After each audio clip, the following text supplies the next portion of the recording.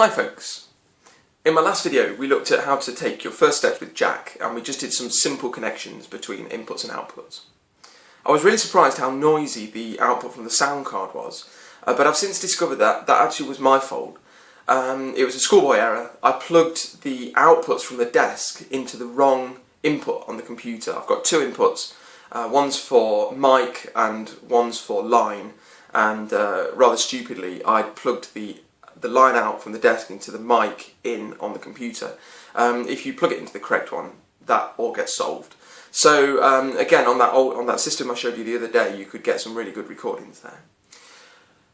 Today we're going to look at how to connect a firewire box. So the next step from using the internal sound card is to use some kind of breakout box. You can get two kinds. You can get USB and you can get firewire breakout boxes. Now, I don't have a USB one to show you. I'll try and borrow one so I can show you how they work too. But I have got a firewire one, and we're going to look at how to connect that up today. So there is my firewire box. That one. It's an Edirol FA101. That is on the list of recommended boxes on the Ardor website. If you go on Ardor, look at requirements, there's a tab at the top for requirements. Scroll down, underneath where it says sort of system requirements, there's a list of requirements for sound cards, and there's a list of cards, firewire and USB breakout boxes that are recommended. I've got it just plugged in here to the firewire port on my laptop. Okay, so here we go. I'm just going to start the screencast so that I can cut into that. There we go. And if you were following my tutorial about the first steps with Jack, this should all make sense to you. I've got QJack control running here. I've got my firewire card set up. I'm going to go into. I've got my firewire card plugged in. I'm going to go into settings here. Rather than choosing ALSA, I'm going to go into firewire. And I'm just going to leave all the other settings the same, no other change. I've got the latency here at 8.71 milliseconds. I don't know if that's going to be too fast for the system to cope with or not. We'll try that later. I'm going to start the sound server.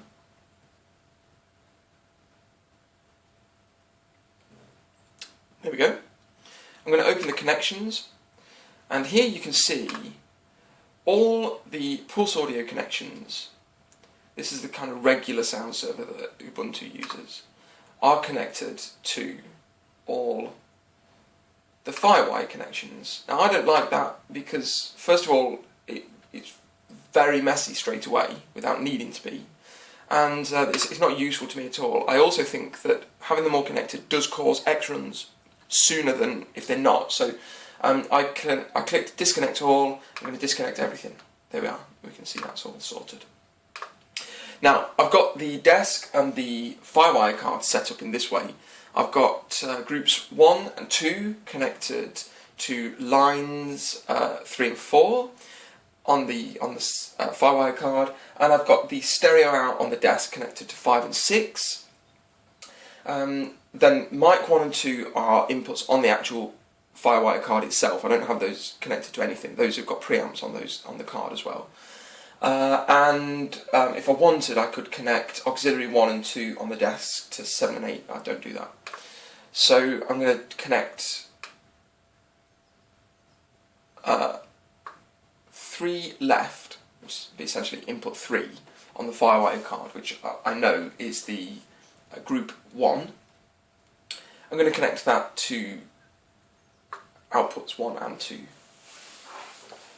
So here you can hear there's no sound from my guitar at the moment. I'm going to click group 1. So I'm sending the guitar now to the group, and that is sending it through to the input 3, which is now going to lines out 1 and 2. So I can disconnect those if I want, and that only comes out of one speaker, and I can disconnect it totally, and it comes out of none. There we go. I hope that has been useful.